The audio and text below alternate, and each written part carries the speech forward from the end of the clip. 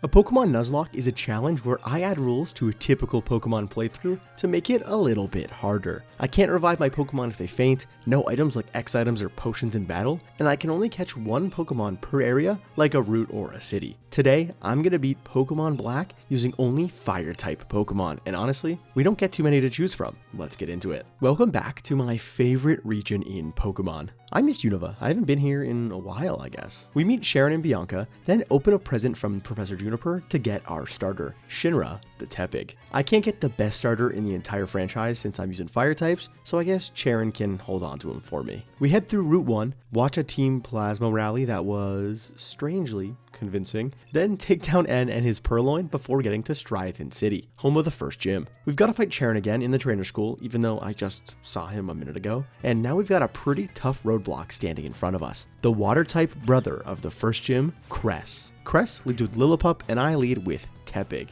We outspeed on the first turn and use Ember, doing just under half HP and getting the burn. That halves physical attack, which is great because A, it's going to do less damage to us, and B, the workup Lillipup just used to boost its attack is a lot less threatening now. With the burn damage, another Ember from our starter brings Cress's lead down to the red, and it does fire off a pretty weak bite in response, but it only does 6 damage, before the residual burn damage takes down the first Pokemon of the battle. That leaves the water-type brother with only his ace, the elemental monkey, Panpour. Tepig levels up to 15, which is allowed in my rule set, and he learns the move Flame Charge, which gives us a great stab option that can also boost our speed. Panpour outspeeds and uses Workup, raising both its attacking stats. Then we make use of our new move, doing a bit of resisted damage, but more importantly, getting Tepig the speed advantage in this matchup. We outspeed on the next turn and use a Tackle, bringing Cress's lead down to the yellow. It responds by using a Water Gun that drops our Fire type down to 20 HP, forcing us to use our held Oranberry to hopefully keep us out of crit range. I want to avoid putting this monkey into healing range, so I use a second Flame Charge instead of a Tackle, but it looks like I did a bit too much. Water Gun drops our starter to 10 HP, and if Cress heals here, it's looking like a reset.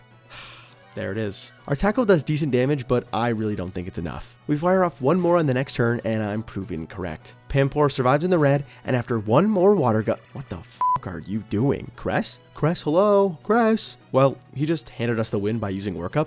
So on the next turn, Tackle takes down the final Pokemon of the battle, and we've won our first gym badge of the run. Appreciate that, Cress. Thanks. With our first badge, we have access to Cut outside of battle, so we can do a quick Team Plasma section at the Dream Yard, then Fennel gives us access to the Sea Gear and the Entralink. Since we need a little bit of help in this early game, we're gonna get a Pokemon from the Dream World, but there's a ton of options, so I'm just gonna spin a wheel. The area is gonna be the Spooky Manor. Okay, not ideal, but that leaves us with two options, Houndour or Rotom. But we can't change Rotom's form until the 8th gym, so thank God. Marileona the Houndour joins the team at level 10 with the moves Howl, Faint, and Dark Pulse. We fight Sharon for the 3rd time. What's the runtime so far? Then we take down Team Plasma for stealing a Pokemon. Guys, really? You're better than that. Welcome to Nakarine City, home of the Pokemon Museum that also serves as the 2nd gym. Tepig evolves into Pignite, then we battle N here for the 2nd time, and he's got a brand new team. It's not really anything to worry about. His Tympole is threatening, but like threatening in air quotes since Houndour just one-shots it with Dark Pulse. Let's talk about the real challenging battle of Nakarine though. Gym leader Lenora and her normal types. Lenora leads with Herdier and I lead with Houndour. It has the Intimidate ability, but since we're a special attacker right now, that's no problem. We outspeed on the first turn and hit a Dark Pulse for like 2/3, then a takedown from Herdier.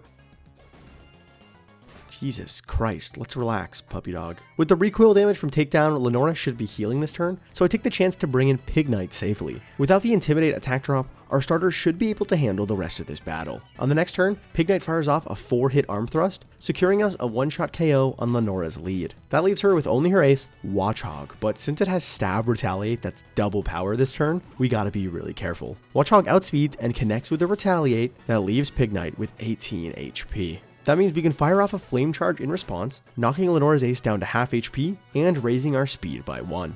That should give us the boost that we need to outspeed this early game merchant. On the next turn, we get to move first, firing off one more Flame Charge to bring down Watchog. With that, we've got 2 gym badges in the case, and number 3 is right around the corner. We literally don't even get to leave Lenora's gym before Team Plasma starts talking some shit again. This time stealing a Dragonite Skull? A Dragonite Skull? Really? Just go to the Dragon's Den. We chase them into Pinwheel Forest, but instead of hustling as fast as possible, I take a quick detour to run around and find some shaking grass, where we find our next encounter, a Panseer named Iroh. Pretty fast and has access to Yawn? I'll take it. We give Team Plasma noogies until they give the skull back, and now we can continue our journey. We cross over the beautiful Sky Arrow Bridge. Like, this was on the DS? Amazing. Welcome to Castelia City, the biggest city in Unova and home of a ton of stuff for us. We grab the Firestone that we can use later, plus the Eviolite from this scientist, which should make this middle section of the game a little bit easier. Berg asks us to chase down Team Plasma for stealing something. Bro, didn't we just do this? Give me that back. With that out of the way, let's go meet up with the bug-type master himself, Berg. Berg leads with Whirlipede and I lead with Panseer. Flameburst knocks down Whirlipede to the yellow, then it responds with a Screech, dropping our monkey's defense by 2 stages.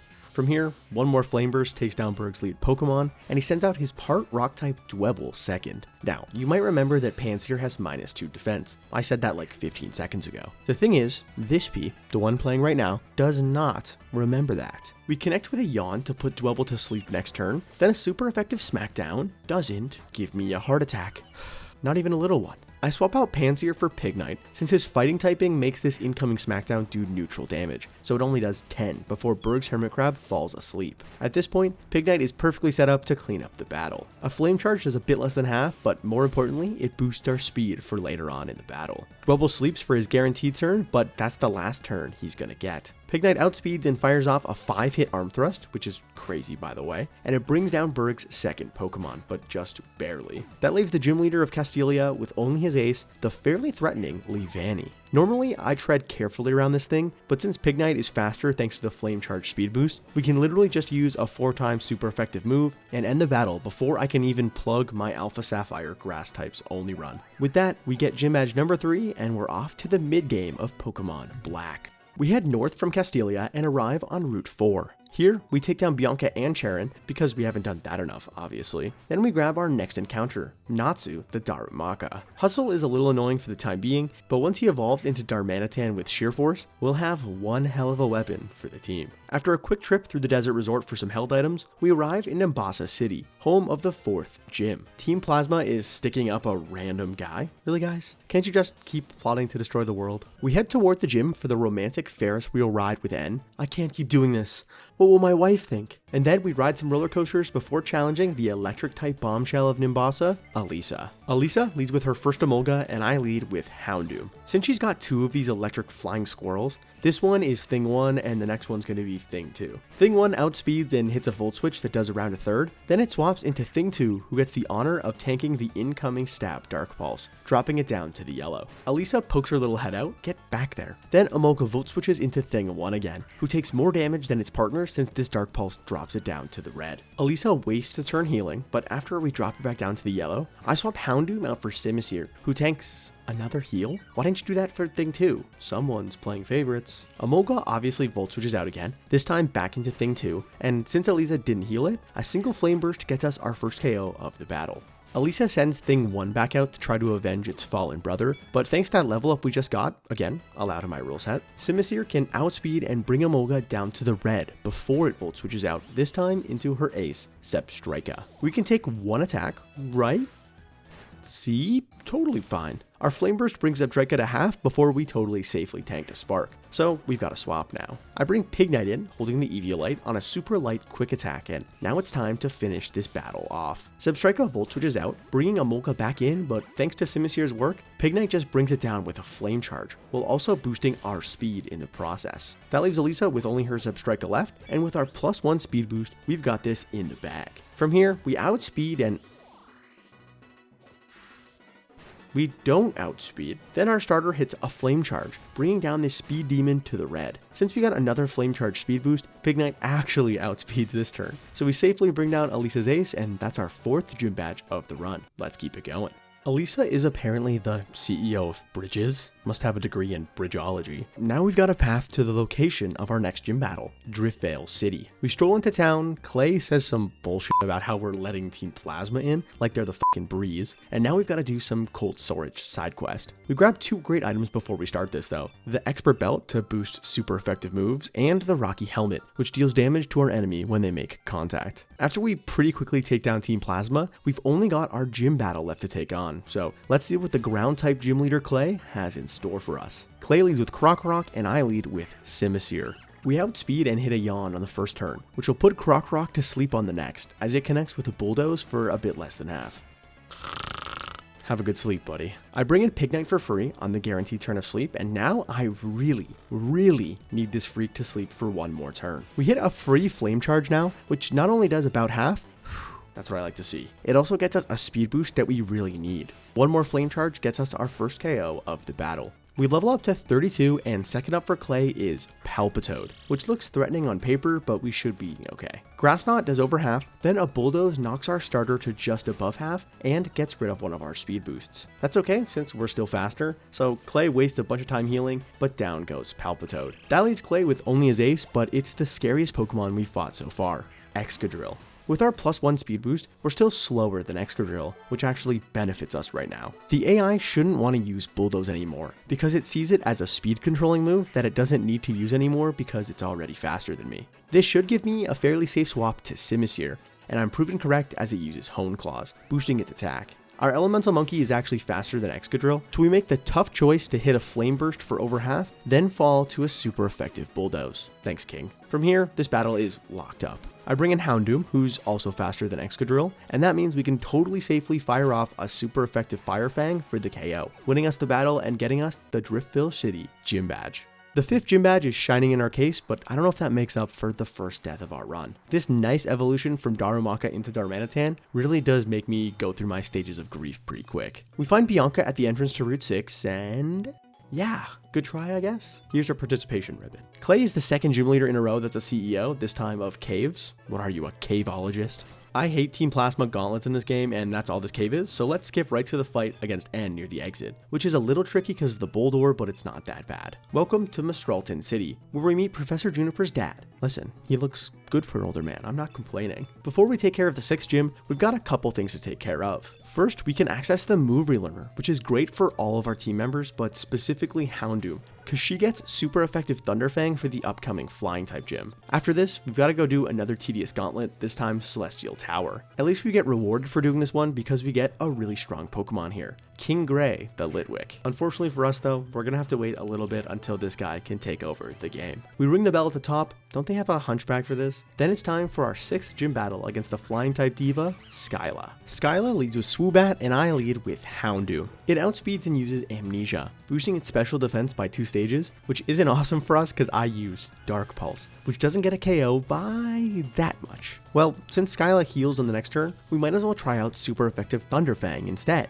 And that works for me. 1 down, 2 to go, and next up is her ace, Swanna. It actually outspeeds me, which kinda gave me a heart attack, but since it just set up a useless Aqua Ring, our 4x super effective Thunderfang takes down her ace before it can even play the game. That leaves the Mythicals City gym leader with only her Unfezant left, and honestly, I'm not really worried. We outspeed and use a Thunderfang for 3/4, and we get a flinch. Okay, cool. I never get luck like this. I'm sure this is going to continue for the rest of the run. After it tries to get something going with a last second quick attack, one more Thunderfang brings down Skyla's final Pokemon, and that's another gym battle down. I love the easy ones. It's such a nice change of pace. With another gym badge in our case, I want you to guess what Game Freak needs us to do now. That's right, another rival battle. At least Pignite evolves into Emboar for it. Twist Mountain is just another gauntlet that's basically just a test to make sure I can dodge all the optionals. I did have a sheet with all the trainers up just in case, but we got through pretty unscathed. Our reward for walking through an active construction site is a Dusk Stone from a Dust Cloud, which we can use to evolve Lampent into Chandelure. Pretty nice power boost for the team. Once we're finished getting our steps in, we arrive in Osiris City, home of the 7th gym. Professor Juniper's dad... Sorry, I was staring into his eyes. What are we doing? Oh yeah, the next gym. Are Bryson's ice type as cool as he is? Let's find out. Bryson leads with Vanillish and I lead with Emboar. In preparation for his speedy Pokemon in the back, Emboar uses Flame Charge, bringing down Bryson's lead in one shot and boosting our speed. Second up is the ace of the battle, Beartic, and our Heat Crash does a lot less than I was expecting on the next turn, probably because this bear is really ready for hibernation. It uses Swagger in return, boosting our attack but also confusing us, so now I've got to change my strategy. I swapped the Darmanitan on a brine that he tanks for less than half, then on the next turn he outspeeds and fires off a super effective Flare Blitz, getting us our second KO of the battle. Cragganal is last for Bryson, but it's super frail and really fast. I swap back to Embor as it sets up a Reflect, halving the physical damage that it can take. Lucky for us, after Embor tanks a super light Aurora Beam, he can use the move Brick Break, destroying the screen and getting us a one-shot KO on the final Pokemon of the battle. With that, Bryson is defeated, and I'm sure this won't cause him to retire and become an actor or something. The second we walk out of the gym, we get dragged to Dragon Spiral Tower for yet another Team Plasma Gauntlet. I wish we had a bit of diversity in these fights. I feel like I'm either fighting Cheren and Bianca, or I'm fighting 15 Team Plasma Grunts and their Lipards. At the top of the tower, N flies off on his own personal electric type legendary. Then we head over to the Desert Resort to give the sages a quick 1-2. With that out of the way, welcome to Opelucid City. What's the best way to describe this place? Eccentric? Nah man, look at this crowd, might as well put red hats on them. Before we head into this gym battle, I kinda wanna buff up our team numbers, since Drayden should make this a pretty tough one to get through unscathed.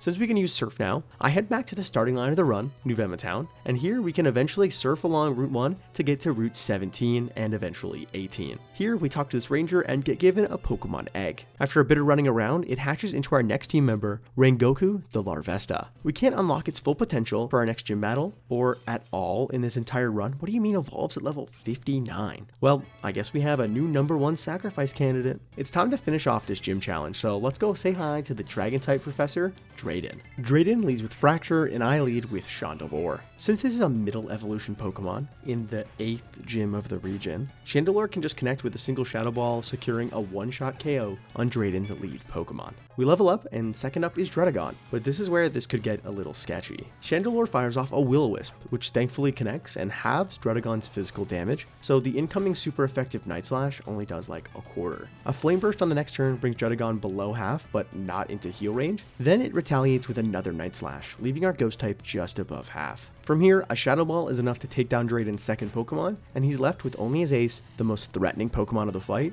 Haxorus. Chandelure employs the same strategy against Dredagon, hitting a Will-O-Wisp to reduce its physical damage as it responds with a Dragon Tail, bringing us into the yellow and forcing us to switch randomly out into Embor. It tries to make up for its nerfed attack by setting up a Dragon Dance, but Embor responds with a critical hit Brick Break, taking down Drayden's ace and winning us the final gym badge of Unova. Off to the Pokemon League. Route 10 is the location of our final battle with our main rival, Cheren, and it shouldn't be an easy one. Since Cheren Samurott has Aqua Tail now, we're in a really tough spot since every single Pokemon on my team is frail as hell. Unfortunately, that means we have to say goodbye to our newest team member, Larvesta, which kinda sucks, but I really didn't have another choice. Thank you, brave Hashira. Welcome to Victory Road, the place I normally skip over, but today we've got business here. This is the only place in the entire game where you can catch Heatmore, our final encounter of the run. To lock this thing in Victory Road with these stats is kind of insane though, by the way. At least we get another warm body for the team. Keyword, warm. Because he's a fire type, you know, so he's warm. After a little bit more running around, we arrive at the Pokemon League, the final stop in the run. We aren't going to have a full team of 6, so I'm hoping that Embor, Darmanitan, Chandelure, Heatmore, and Houndoom can get the job done. Will this team of only fire types be able to take down every single Pokemon of the Elite Four? Let's find out. Caitlin is the first Elite Four member we're going to take on, mostly because she's the easiest. She leads with Reuniclus, and I lead with Chandelure. Since Ghost is super effective against Psychic, a single Expert Belt boosted Shadow Ball takes care of Caitlin's lead in no time, and second up is Musharna. In some ROM hacks, this thing is very Psychic, but we don't need to worry about that here, so Chandelure just uses another super effective Shadow Ball, taking down Musharna in one shot. Third up is Sigilyph, so we can continue our sweep by... Let's pretend that didn't happen. Another Shadow Ball gets our third KO of the battle, but geez, I really thought we'd outspeed there. Caitlin's final Pokemon is her ace, Gothitelle, and unfortunately for the Psychic type Elite Four member, there's nothing she can do to prevent Chandelure from finishing this sweep. Shadow Ball claims its fourth victim of the battle, and we're through our first Elite Four member in 60 seconds. This could be a YouTube short. Grimsley is second up on our hit list, but don't expect it to be as easy as the first one. He leads with Scrafty and I lead with Heatmore, making our video debut. A Flame Burst does a little bit less than half on the first turn, then Scrafty hits back with a Crunch, leaving our mono fire type at around the same HP. Instead of attacking again, we set up the Sun here, boosting fire type moves. Thankfully, we don't risk a crit since Grimsley's lead just used a worthless sand attack instead of attacking. From here, we do a little pivot chain from Embor on the resisted dark move to bait a fighting move, then into Chandelure, who's immune.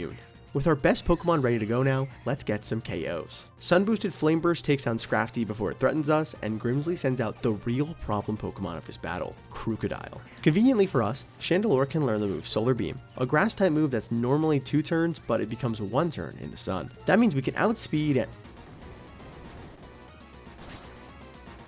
Man, I really thought Chandelure was faster than this. Whatever, we're never punished. Solar Beam brings down Crocodile, and Grimsley's force has been cut in half. He brings out Liepard third, so I swap into Embor to tank the incoming Dark-type move that he resists. Expecting an Aerial Ace now, I swap into Darmanitan, who gets hit by an Attract instead, making this battle just coin flip simulator. Can we really stop simping on the first turn, please? No. Awesome. Well, I really need it now, Darmanitan. Please just hit her. Thank God. Hammer Arm takes care of Grimsley's third Pokemon, and he's left with only his ace, Bisharp. Since we just dropped our own speed, I swap into Embor to finish this battle off. He tanks a Night Slash coming in, no problem. Then on the next turn, we can, wait, no. Fucking God damn it. I forgot that Hammer Arm's 90% accurate. Well, there goes my starter. Darmanitan comes in and finishes off the battle with a perfectly accurate superpower, but I'm not sure we can beat this run without Embor. Let's give it a shot, I guess. Third up for our Elite Four gauntlet is the Master of Ghost types, Shauna. She leads with Kofagrigus and I lead with Chandelure. Just like against Caitlyn, our Expert Belt boosted super effective moves are going to do great in this battle, so before the Living Coffin can do anything to mess with us, Chandelure just deletes it from existence with the Shadow Ball. Second up is Golurk, and the plan here is to swap to Heatmore, tank an Earthquake, then set up the Sun. Really? I thought you could tank 1. Well, now we're gambling. I bring Chandelure back in, and I really hope this Shadow Ball can get a KO. And it actually does, bringing down Golurk. It kind of looks like I switched to Heatmore for no reason now, but when Jellicent comes out third, that was the main reason we need the Sun up. It's bulkier than Golurk, and it has full power water moves now to absolutely destroy me with, okay, I'll take a critical hit. P is bailed out once again, big surprise.